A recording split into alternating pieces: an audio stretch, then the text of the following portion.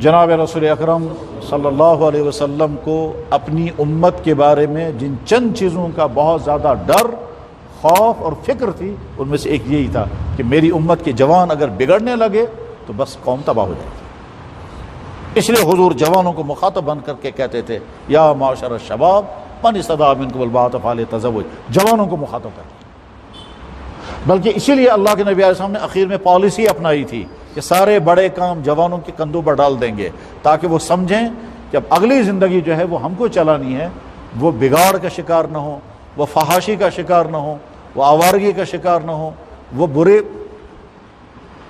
سارے بڑے کام جوانوں کے حوالے کر دیے تھے۔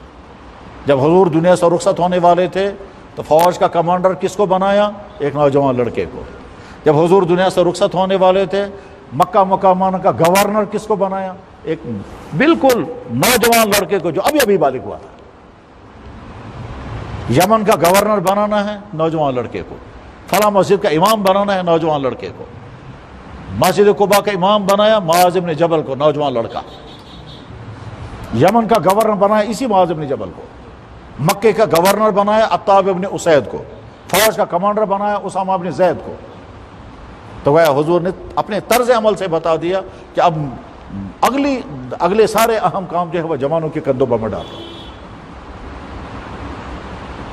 اب ایک طرف سے تو اللہ کے نبی کی چاہت یہ ہے، اور یہ حضور کی نہیں، اللہ جل شانہ نے قرآن کریم میں جوانوں کے سامنے رول ماڈل لانے کے لیے واقعات بیان کیے۔ ابراہیم علیہ السلام کو بصورت جوان دکھایا کہ دیکھو ایک جوان تھا ملک عراق میں، سارا ملک برائیوں میں ڈوبا ہوا، بادشاہ سے لے کر کے نیچے تک آپ نے سارے گندگیوں میں ڈوبے ہوئے تھے، وہاں ایک جوان تھا ابراہیم، اور کہا ابراہیم کو جوان کے طور پر قرآن میں بھیج دیا۔ موسیٰ علیہ السلام کو بطور جوان کے دکھایا، موسیٰ علیہ السلام جنگلوں میں سفر کر رہے ہیں اور وہاں نامحرم خواتین ان کے ساتھ سفر کر رہی ہیں۔ اس وقت موسیٰ علیہ السلام ایک جنگلوں کا سفر کر رہے ہیں، وہاں دیکھنے والا کوئی نہیں ہے، نوجوان خاتون کے ساتھ ہے۔ اس وقت موسیٰ علیہ السلام نے کہا ان سے آپ آگے مت چلو، آپ پیچھے چلو، کیونکہ تو چلتے چلتے تمہارے بال کھل جاتے ہیں، چلتے چلتے تمہاری ٹانگ مجھے نظر آ جاتی ہے اور یہ میرے لیے ٹھیک نہیں ہے، آپ پیچھے رہو۔ اور ساتھ میں یہ بھی کہا بات بھی مت کرنا۔ یہ چھوٹا سا واقعہ بیان کرنے کی ضرورت کیا ہے؟ مطلب اسے سوچ اس کا کہ موسیٰ علیہ السلام اپنے ملک سے نکل کر دوسرے ملک میں پہنچے، وہاں ایک چشمے پر بیٹھے ہوئے ہیں، سوچ رہے ہیں وہیں کود گھس لو۔ وہاں کچھ لڑکیاں ملی، ان لڑکیوں کو ان کو پانی پلا دے، ان کی بکریوں کو۔ وہ لڑکیاں چلی گئی اپنے ابا جان کے پاس، ابا جان نے کہا بھائی جلدی کیوں آ گئی تم؟ کہا وہاں کوئی جوان آیا تو اس نے ہماری بکریوں کو پانی پلایا۔ تو موسیٰ علیہ السلام وہیں بیٹھے انتظار میں ہیں۔ لڑکیوں کے باپ نے کہا جاؤ اس جوان کو بلا کر کے لاؤ، جاؤ اس جوان کو بلا کر کے لاؤ۔ اب وہ لڑکیاں آئی ہیں، جوان سے کرے ابا جان آپ کو وہ ڈھونڈ رہے ہیں، چلے آپ وہیں۔ نوجوان نے سوچا بہت اچھا ہے، مجھے ٹھکانہ مل گیا کم سے کم رہنے کا، کیونکہ وہ اپنے ملک سے نکل کر کے 8 دن چل کر کے پہنچے تھے۔ اب اس کے بعد پھر راستے میں جنگلوں کا سفر ہو رہا ہے۔ اس میں موسیٰ علیہ السلام اس لڑکی سے کہہ رہے آپ پیچھے رہو، آگے مت چلیں، چلتے چلتے تمہاری ساڑی گر جاتی ہے، بال نظر آتے ہیں، چلتے چلتے تمہارا پیجامہ جو ہے ہٹ جاتا ہے، تمہاری پنڈلیاں مجھے نظر آ جاتی ہیں، اور بات بھی مت کرنا، آپ پیچھے رہو۔ یہ چھوٹا سا واقعہ بیان کرنے کی کیا ضرورت ہے؟ جوانوں کے سامنے رول ماڈل۔ پھر آگے چل کر حضرت یوسف علیہ السلام کو قرآن کریم نے بیان فرمایا۔ یوسف علیہ السلام جوان ہیں، خوبصورت ہیں، بادشاہ کے گھر میں نوکر ہیں، اور اس کے بعد پھر جب جوانی کا آغاز ہو گیا تو چونکہ بہت زیادہ خوبصورت تھے، اس لیے اس بادشاہ صاحب کی اہلیہ زلیخا، جس کا نام تو قرآن میں نہیں ہے، تذکرہ قرآن میں ہے، اور اللہ تعالیٰ شان فرما رہے ہیں کیا زلیخا نے یوسف علیہ السلام کو اپنے کمرے کے اندر پہنچایا اور بیڈ روم میں پہنچایا، اور اب اس سامنے اپنا برا ارادہ ظاہر کیا تو یوسف علیہ السلام ہکا بکا رہ گئے۔ یہ مجھے کیا پتا چلا؟ یوسف جوان خوبصورت مگر اتنا صاف مائنڈ سیٹ ہے، اس کو خیال ہی نہیں آتا یہ مجھے کیا کہہ رہی ہے۔ اب اس کو پہلی مرتبہ سمجھ میں آ گیا۔ یوسف علیہ السلام نے کہا معاذ اللہ، میں تو سوچ بھی نہیں سکتا جو تم مجھے کہہ رہی ہو کرنے کے لیے، ایسا نہیں ہو سکتا۔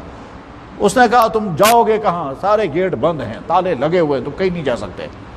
تو یوسف علیہ السلام نے اس کو سوچا کہ مجھے اپنی جوانی بچانی ہے، مجھے یہ داغ لگنے نہیں دینا، وہاں سے بھاگے۔ اس کو قرآن نے بیان کیا اسی لیے تاکہ جوان کے سامنے رول ماڈل رہے۔